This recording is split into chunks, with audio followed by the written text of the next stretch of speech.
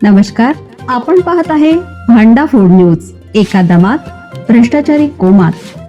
Social media, कर्जबाजारी, गुन्हेगारी, सट्टेबाजी, चोरी, मटका, जुगार, दारू, सावकारशाही, न्यायाच्या प्रतीक्षेत प्रशासन. भांडाफोड न्यूज. एका दमात भ्रष्टाचारी कोमात. 1.72 कोटीची योजना तरी कोव्हाडकरांना दुर्गंधीयुक्त पाण्याचा शाप. संतप्त युवकांचा जिल्हा परिषदेत धडक मोर्चा. स्वच्छ पाणी द्या अन्यथा तीव्र आंदोलन. चंदगड तालुक्यातील कोव्हाड गावात जलजीवन मिशन अंतर्गत तब्बल 1,72,00,000 रुपये खर्चून पाणीपुरवठा योजना उभारण्यात आली. मात्र एवढा निधी खर्चूनही गावकऱ्यांच्या नळातून गेल्या अनेक महिन्यापासून दुर्गंधीयुक्त, काळसर आणि गलिच्छ पाणी येत असल्याने ग्रामस्थांमध्ये तीव्र संतापाची लाट उसळली. योजना कोट्यावधीची पण पाणी मात्र गटारासारखे, अशी संतप्त प्रतिक्रिया आता गावातून उमटू लागली आहे. या गंभीर प्रश्नाकडे प्रशासनाचं लक्ष वेधण्यासाठी गावातील तरुणांनी थेट जिल्हा परिषद गाठत मुख्य कार्यकारी अधिकारी डॉक्टर सुश्री जस्मीन, पाणीपुरवठा अभियंता अर्जुन गोळे तसेच जिल्हा परिषद उपाध्यक्ष तानाजी पाटील यांची भेट घेऊन कोव्हाड गावाला तातडीनं स्वच्छ आणि सुरक्षित पाणीपुरवठा करावा अशी मागणी करणारे निवेदन सादर केले. ग्रामस्थांच्या म्हणण्यानुसार ग्रामपंचायतीकडून अनेक महिन्यापासून अतिशय दुर्गंधीयुक्त काळे पाणीपुरवठा केला जात आहे. हे पाणी वापरल्यामुळे अनेक नागरिक आजारी पडल्याच्या तक्रारी समोर आल्या आहेत. पाण्यातील दूषितपणामुळे गावात साथीचे रोग पसरण्याची भीती व्यक्त केली जात आहे. विशेष म्हणजे लहान मुले, ज्येष्ठ नागरिक आणि महिलांच्या आरोग्यावर याचा गंभीर परिणाम होत असल्याने ग्रामस्थांमध्ये अस्वस्थता वाढत आहे. या प्रश्नावरून गावातील युवकांनी अनेक ग्रामपंचायतीत जाऊन लेखी तक्रारी दिल्या. बैठकीत प्रशासनाला धारेवर धरत प्रश्नांची सरबत्ती केली. मात्र केवळ आश्वासनापलीकडे कोणतीही ठोस कार्यवाही न झाल्याने ग्रामस्थांचा संताप अधिकच वाढला. आठवड्याभरापूर्वी तर सततच्या दूषित पाणीपुरवठ्याच्या निषेधार्थ संतप्त युवकांनी ग्रामपंचायत कार्यालयात टाळे ठोकत अनोखे आंदोलन छेडलं होतं. दरम्यान पाणीपुरवठ्यासाठी गावात 2 जॅकवेल असल्याचे समोर आलं आहे. त्यापैकी एका जॅकवेलमध्ये नदीचे थेट दूषित पाणी मिसळत असल्याचा आरोप ग्रामस्थांनी केला, तर दुसरा जॅकवेल बंद अवस्थेत असल्याने संपूर्ण यंत्रणाच कोलमडली आहे. त्यामुळे पाणी शुद्धीकरण प्रक्रियेवरच प्रश्नचिन्ह निर्माण होत आहे. याहून गंभीर बाब म्हणजे जलजीवन मिशन अंतर्गत उभारण्यात आलेल्या पाण्याच्या टाकीचे बांधकाम निकृष्ट दर्जाचे झाल्याचे शासनाच्या पत्रातून स्पष्ट झाल्याची माहिती ग्रामस्थांनी दिली.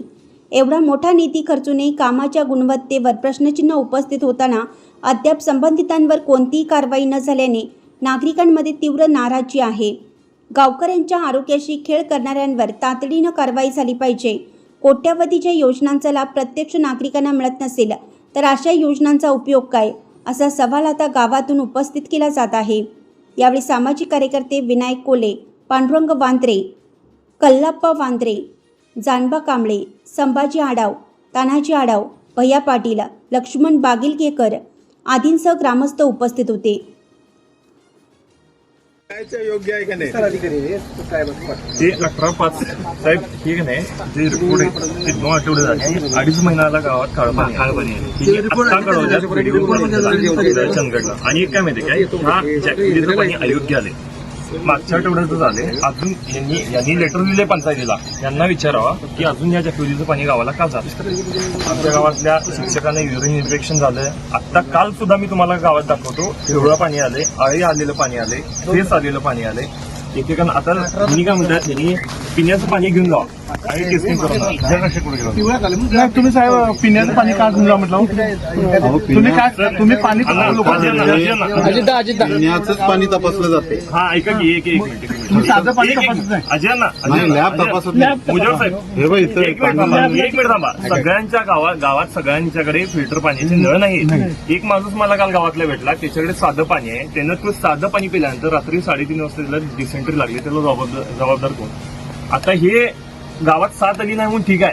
हे ग्रॅज्युअली जर काय होत झालं, आतडी बाद झाली, काय झाली, ह्याला एकदमच गावाला काय झालं, ह्याला जबाबदार कोण. या जॅक्वेलीचं पाणी चालूच आहे. ह्याचा अयोग्य रिपोर्ट येऊन सुद्धा यांना ग्रामसेवकांना विचारावं ते पाणी का चालू आहे. गावात मोठं रणजित नगरचं होतं ते काढून घेतलंय आणि ते सोडून जे निदर्शनात येईल ते काढून देतो आपण. खरं इथला रासायनिक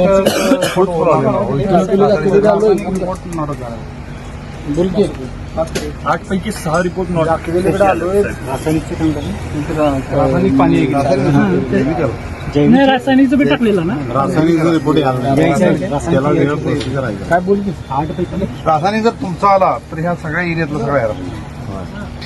कोणती यायला पाहिजे पूर्ण जॅकवेल जेवढा सगळ्या नळयोजना ज्या आहेत तालुक्यातल्या मी त्याला करतो तुमचा जर केमिकल रिपोर्ट जर चुकी झाला 2 मिनिटं आजूबाजूच्या एक किन्नी आली. जैविक चुकी झालं. चुकीचं म्हणजे दूषण आला जे कोलिफॉर्म जंतू आहेत ते वाढ आला पिण्यास आयोग आला ते ह्याचं होणार नाही. मागच्या आठवड्यात साहेब तुम्ही मागच्या आठवड्यात कळवलाय अयोग्य म्हणजे पाणी आहे म्हणून, तरी बी साहेब तुम्ही पाणी का सोडताय? तेव्हा आपण फिल्टर पाणी प्रोसेस करून सोडतोय आणि हे पाणी वापरासाठी एक लक्षात घ्या साहेब, ऐका, महिन्याच्या सुरुवातीला सगळ्यांच्याकडे तुमच्या इथे फिल्टर पाणी योजना सगळ्यांच्या इथे नाही आहे. आम्ही हेच पाणी का नाही वापरासाठी सुद्धा पिण्यासाठी लोक घेणारे आहेत. त्यांनी काय करायचं हो? तुम्हाला ज्या दिवशी समजलं त्या दिवशी तुम्ही तिथे काय कारवाई करायला पाहिजे ना. टाकीवर चांगलं करावं. टाकीवर वरती जर टाकी बघा त्याला वरती त्याच्यावर किती काय काय सगळे गोंधळ काढला का नाही साहेब याच्यात काय काहीतरी चांगलं करू याच्यात. टाकी जी आहे ती सगळी क्लीन करायची आजच्या आज.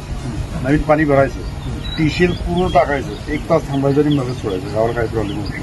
तर मी बोलू ना, हे झाले, तुम्हाला सांगू का, हे झाले. आता सांगतो झाले तुम्ही जर वरची फिल्टरची टाकी बघितला ती पूर्ण ओपन आहे. त्याच्यात कबूतर पडल्यात, त्याच्यात ऐका ती माझं जरा पूर्ण करू द्या.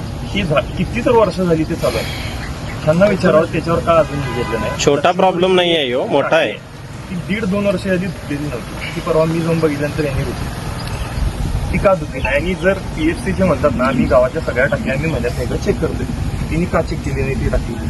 जर वर्षभर ती टाकी धुतली नव्हती तिने का चेक केली? अशा मी 4 टाक्या तुम्हाला गावाच्या दाखवतो. आणि हे बघा साहेब, आज तुम्ही सांगून जाल तिने 4 दिवस लक्ष देतील, 5व्या दिवशी हिअरिंग माझ्या मागल्या आहे. काहीतरी ठोस व्हायला पाहिजे. कंटिन्यू व्हायला पाहिजे. सगळ्यात डेंजर काम. तीव्रता जाणून घ्या साहेब. आता कसं आपल्याला माहिती आहे पुढं काय धोका आहे ते. तो जर धोका आला तर काहीच कंट्रोल नाही. काहीच आता बघता बघता सगळं आता